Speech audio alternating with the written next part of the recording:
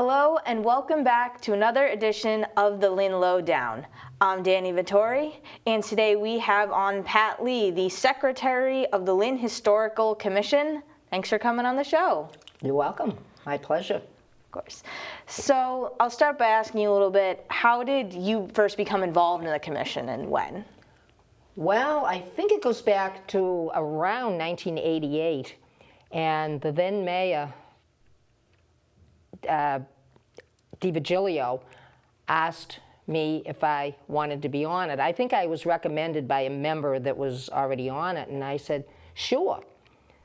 But at that time, I was an associate member, which we don't have any of them anymore, but it wasn't one of the 7 voting members.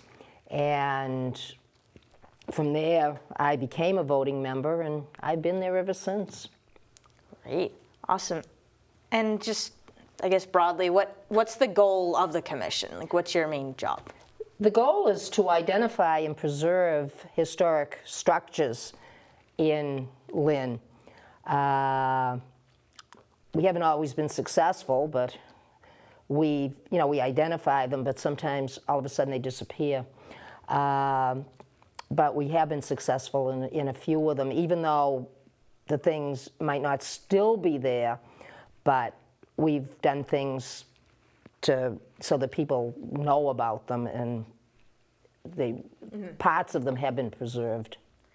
So when you say you go out and identify them, is it just the commission that does it? Can citizens or people come and tell you, like, hey, I think there's this historic building? It's a little bit of both. Sometimes we know because, we either know it's on the National Register or we know it's on the State Register, and we check it out. Sometimes we don't really know. We look it up and find out. Sometimes people will think something is and ask us, and then we go and investigate. I get a lot of phone calls, especially with that. Somebody that's bought a house or something, and they want to know the status of it, if anything, before they go and remodel it or do something with it. Mm-hmm.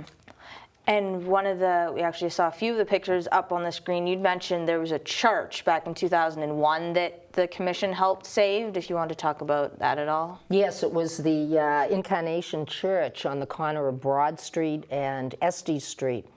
And, if you look at it from far off, you'll still think it is a church, but it hasn't been for many, many years, even way before 2001.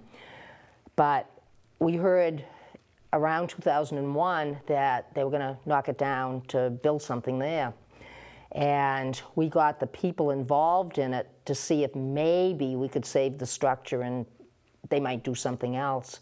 Well, it turned out that there's 2 condos there today. And I had the pleasure somewhere many years ago, right after it was done, to actually go in and see them. And it's amazing, what they did with a former church. So that was one of our success stories. Yeah, it sounds like it would be pretty amazing that they were to preserve the building. Yes. Or a lot of the historical elements of it. Yeah, because the building goes back to 1885. It's a Gothic Revival building, and, we did not want to see it go. No, of course not. And transitioning off that a little bit, another thing you mentioned was the National Registry of Historic Places. You helped get Pine Grove Cemetery onto that. What would be the process of getting a site basically put on this registry?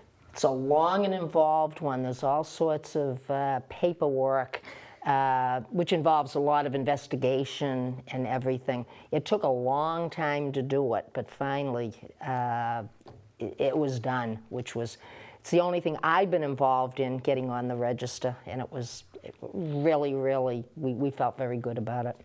Because it's great. Because there are certain qualifications it has to meet. Does it vary? It has to be at least 50 years old, which that one, I want to say the cemetery goes back to something like 1849, if I remember. It's old. It started out in the Breed family, the part of it when you go in the main gate where the office is, and it's the left hand. You can tell because it's the real old section, and then the rest of it was added on later on. They gave it to the city, and then it was added on. Okay, I see. And I will have to ask, it's maybe not, might be a little trickier, but if you identify a place or a building and it can't be preserved for some reason, like it's not a safe building to use or something like that, then how would you go about with that process? One of the things that would be classified there would be the Waterworks building that used to be on Walnut Street.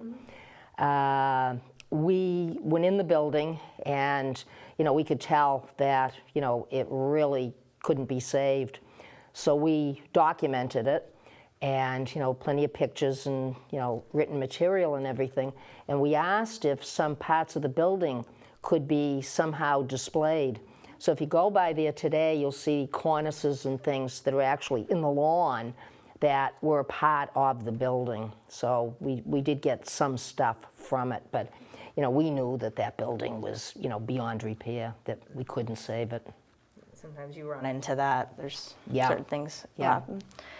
And I'll ask you right now, it seems like it's more of a current project. You're working with the Lynn Housing and Neighbor in their endeavor to turn the Armory into housing for former military members. That sounds interesting. How is that process working? Yeah, this has been going for quite a while. It's progressing very slow, but they told us that it would, getting the money to do certain things. A couple of years ago, we had a tour in there, and everything is gutted already to, and we've seen the plans and everything, and, when it's done, and I don't know, I haven't got a date on it, but when it's done, it's going to be amazing. I mean, it's something that, is really needed, and that we've had a part in it. Every once in a while, we get a letter from Jeff Whedon, who's spearheading the project, and Carl, our chair, writes a letter in favor of it, and they get more money, and they can do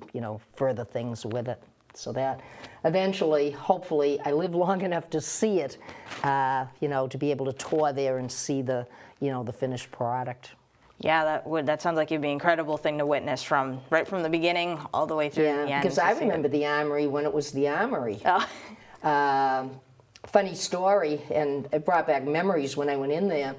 When I was a kid, my father was a police officer, and he brought me to the policeman's ball. And they had the Grand March down the staircase. I was very disappointed. That's one of the things that they gutted. The staircase is not there. So, I mean, I remember it going way back when I was a little girl. So it really will be, seeing it. Mm-hmm. Oh yeah, definitely seeing from its original purpose to what it's being revamped to now. Mm-hmm. That's awesome. That sounds amazing. And I guess one last thing I'll ask you about is you do your significant awards. You did those back in June. It was your 12th year. So congratulations on that. So what are those awards? Well, we have 4 categories. One's residential. Another one is commercial, nonprofit. Then public open space, and then devotion. And just to show you last year, in June, the former Daily Item Building got the residential. Oh, great. We got to tour that, probably, I think it was in the winter, and amazing what they have done with that building. And, now people are living in there, and so we gave it to the owners of the building. And then commercial nonprofit, the Stern Building in Freeman Square. They built all of those apartments around it. This is this little teeny building that's there on the corner of Union and I forget what that other street is. And it just hasn't moved. They haven't been bought out or anything. They're still there. So we thought that was amazing. Public open space, we gave it to the Northern Strand Rail Trail, which if you've never done it, I recommend it. It's amazing. It goes from Lynn, I think it ends in Malden, but it's in little chunks. So you park your car, you do a little chunk at a time. I've done several of them, and what a good job. It was I remember when the railroad came through there. Again, I was very little. You know, most people probably say, a railroad through there? But yeah, I do remember it. So that's great.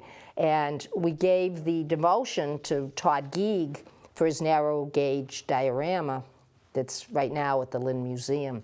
And I recommend, if you haven't seen it, go down, because I don't think it's going to be there much longer. From, you know, I was talking with him the other day, because I'll tell you, I had not seen it myself. We gave the award, and I said to him, I got to get down there and see that. And he said to me, you better, quick. And I was surprised it was still there. But, you know, I don't know for how long. But what a job he did on that, building the buildings and everything that were around the narrow gauge railroad at the time, which I don't remember the railroad. That was gone in 1940. But I've read a lot and heard a lot about it. No, that sounds like it would be an incredible thing to recreate. That sounds so difficult. Yeah, he's got the railroad, and he's got a roundhouse, and amazing, really, really amazing. That sounds amazing. And I will ask one quick thing before we go, is if people want to get involved with the commission, how would they do so? If we're looking for members, that's one thing. If anybody has a real interest in history, please reach out to the mayor's office. I don't know when he's going to be doing the applications, because we've been after, well, the previous mayor and this one, that we need members. There's supposed to be 7 voting members. Mm-hmm. And when you go to the meeting, if you're going to vote on anything for a quorum, you need 4. Well, we only have 5 members, and if more than one person doesn't come, we've got a problem. You can't vote. And we have had problems for the past few years. So we need 2 more voting members. So let them know if you're interested, and keep after them in making sure that you get the application when it comes out.